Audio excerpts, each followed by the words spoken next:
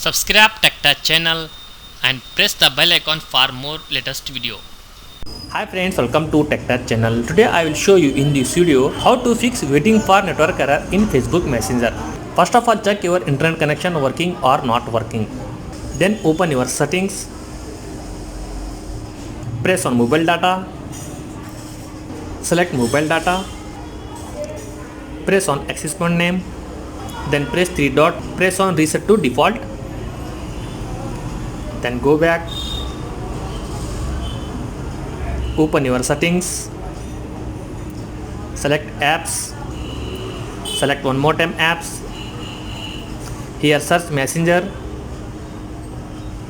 Open it. Press on force stop.